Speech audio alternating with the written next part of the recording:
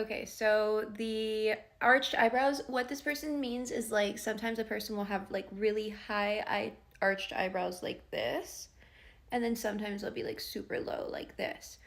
And think of whether you're looking at it from a spiritual, like chakras aspect, or a quantum physics aspect where you have a magnetic pull around you and it starts and ends at the top and bottom of your head and feet. Either which way, this basically represents in face reading data that you gather or that you get from the ether or wherever.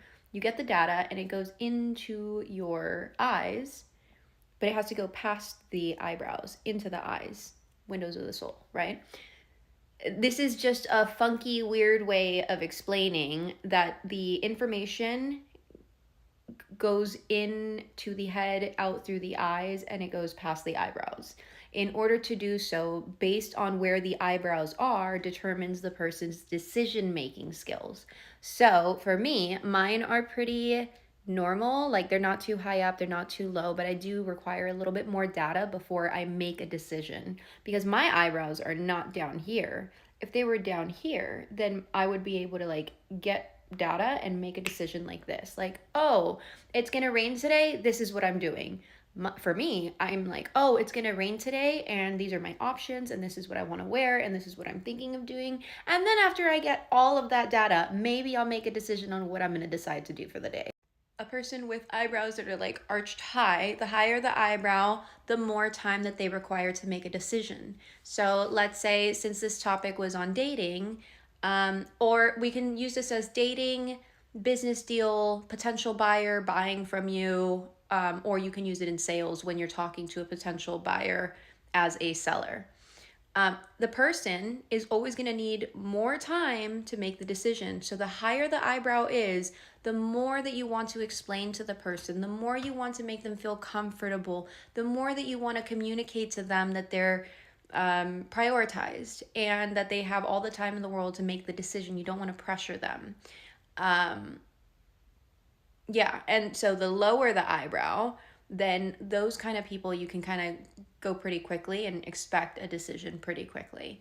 If I am on the phone with someone with eyebrows that have been like super, super low, and this is a sales conversation, and they still can't make a decision, then I'm going to look at what I'm doing incorrectly, that I'm not giving them enough information for them to make a faster decision. Or I'm going to ask them what kind of information they need in order to actually make a decision. And in dating, like if it's a girl with raised eyebrows or a guy with raised eyebrows, they're gonna need some more time to make decisions. If it's a person with like lower eyebrows, they're going to not need as much time. And you'll see this really prevalent with men with like those kind of eyebrows. Yeah, those kind. They usually either have hooded eyes where they hide their feelings, or they have predatory eyes where they're always on the attack. And this is for men and women. The shape is the same. Both go down and it's arched, so the lowest possible because they make decisions quickly. They gather the data, they make a decision quickly. And because of that, it changes the shape of the eye, the hood of it, which represents if you express feelings or not. So if a woman has this low eye, and you see how it's naturally hooding for me, like it's covering my eyelid, that woman is going to make decisions quickly, and she's gonna hide her feelings. She's not very expressive. And a woman with like, let's see if I can make the shape go. Yeah, eyes like that, where it's more like a cat, like meow. I don't know. I don't know why I did that. But if it's more like cat eyes, then that's a person that's more on like the attack, and they're always going to be looking for the opportunity. And this isn't, these were ways of expressing what each part of the face mean isn't a way of demonizing anyone. It just means that that's the kind of person that they are, and that's the kind of person that you need to understand whether you like them or not.